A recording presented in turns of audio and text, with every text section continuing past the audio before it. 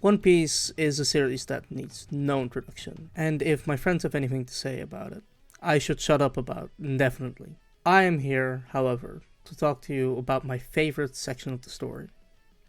The first half of the Grand Line is known to the people in the New World as Paradise. It is named this way because to the people in the New World, it was where they had it easy before getting smacked down in the New World. Paradise is interesting not just because its name was changed halfway through the story, but because of its placement in the story. This section of the story begins after chapter 100, The Legend Has Begun, which ends the prologue of One Piece. So this is essentially the first part of the story. We enter the Grand Line, which has been talked up for the entirety of the prologue, and now we get to see why they call it the Pirate Graveyard. This section of the Grand Line has had two names so far. To the people in the Four Blues, this place is known as the Pirate Graveyard, but to the people in the New World, this place is known as Paradise. Which one is true? The naming of the former Pirate Graveyard as Paradise is done to show how much scarier the New World is, but if you ask me, it is also emblematic of what the first half of the Grand Line is supposed to be, and what One Piece became during this period of the story. Oda himself changed his plans about the story around this section when he was writing it. It is no secret that One Piece was originally supposed to last for 5 years, and then Oda changed his plan when he thought of the 7 worlds of the sea. That is another example of how Paradise is a period of change in the world, in Oda's own timeline, and in progression for the crew. It makes sense that this section of the story is very adventurous because it is Oda taking a detour and exploring his own world just for the sake of exploring. The first half of the Grand Line, the Pirate Graveyard, Paradise, the beginning of a legend, whatever you want to call it, this section of the world is due to change. Our perceptions of the Grand Line change almost as soon as we get there in chapter 101, Reverse Mountain, as we see that even the laws of physics are subject to change in this part of the world. Nothing is certain and everything will change. The world of One Piece undergoes a drastic change within this part of the Grand Line. We go from fights over a single village to saving an entire kingdom. We go from a floating restaurant to a fantastical island in the sky. We go from antagonizing one village to help a friend fight, to antagonize the entire world government to save a friend. One Piece in this section of the story not only builds and expands the world that we know, but it levels up. The scale levels up. Every single island brings something utterly unique to the story and expands what we expect from this series. Alabasta saw the Straw Hats taking on corruption at an unprecedented scale. Skypiea saw the most fantastical place that we have yet seen in the story, and Water 7 is still one of, if not the highest emotional stakes in the story.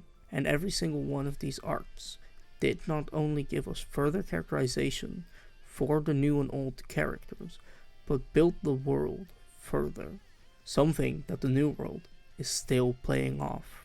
The reason why Paradise stays fresh to me and what makes it infinitely worth rereading is that it laid the groundwork for the current story. The new islands are still fantastical, yes. The environments are cool. The scale of the story has leveled up once again in New World. But what it does not do as well as Paradise is the sense of adventure. In the New World, we have a roadmap from the beginning as to what we are going to do. We go to Punk Hazard, and halfway through the arc, Law says he wants to bring down Kaido in chapter 667, Cool Fight. When we get clued into this plan, we know that there are several steps, which means several islands. We know from Punk Hazard onwards that we are going to take down Doflamingo first, and then move on to Kaido.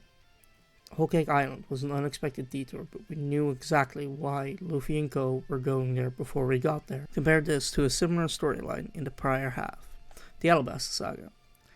We knew that we were going to try to take back Alabasta from Crocodile. However, we did not know how, and each island on the way we did not know what to expect. There was no domino effect that was supposed to be set in place to get the Crocodile to fall. Baroque works were simply trying to stop the Straw Hats, and so we had no idea what we would witness on each island prior to Alabasta. which aided in the feel of the adventure. It is supposed to be uncharted territory, not a roadmap. Now we know that there's an argument to be made that it makes sense that Kaido required a more intricate plan to topple than Crocodile, because being a Yonko is simply a bigger threat than being a warlord. It fits within the world, it makes sense, but the spirit of adventure feels lost. When in the New World has it most felt like it was a grand adventure that we were witnessing, an awesome journey. This, for me, was most evident in Zou. A beautiful place and a spectacular island that changed what we thought we could expect from the story. It propelled us forward and showed us what we could expect going forward, and what might be the end of the series. This feeling of progress that feels so natural by just adventuring through a paradise is lost and not recaptured in the New World until Zou. One Piece is a grand adventure, but it followed a map for 15 years in a New World, and when it went off the map, it was the best. One Piece is an adventure series first and a shonen second, but in the New World, it changed that order for a while. Now that we are in the final saga, there is no roadmap, and there is no telling what might happen next. And that is the spirit that was cultivated within Paradise, and why Paradise always feels fresh and adventurous. Here's where I'm going to pull out some non-canon evidence to back up my claims. Scandalous, I know. In One Piece Stampede, a big part of the plot is that there is an eternal pose to where the One Piece is, and we see Luffy get his hands on this eternal pose. We all know that he crushes it, and that he would do this even if this movie were canon. Because we all know that a true adventure is about the journey, not the destination. The journey entails all the small detours and mishaps that pop up. Yes, even Long Ring Long Land. It is because being free means doing what you want to do, and having the freedom to go wherever you want to, with whomever you want to. And that is why, if you give Luffy a choice to go directly to the One Piece, or going through every single island on the Grand Line first, before getting there, he will always destroy the map and get on the ship to sail wherever, because that is who he is, and that is what drives the story in Paradise forward. Adventurous spirit, not defeating enemies. To round this video off, I wanted to share an anecdote from when I first started watching One Piece. I was talking to my friend who had started years before me. I just finished Naruto and Bleach, so I'd heard stories about One Piece within the community. The last of the big three that I still had to watch. And before starting it, I felt like a grand journey was about to unfold when that first opening played. And years later, I can still recall that grand feeling of adventure when the first opening played for me. One Piece is about adventure. Luffy is the spirit of adventure, and Paradise embodies that in the best way for me. And that is why Paradise always stays fresh.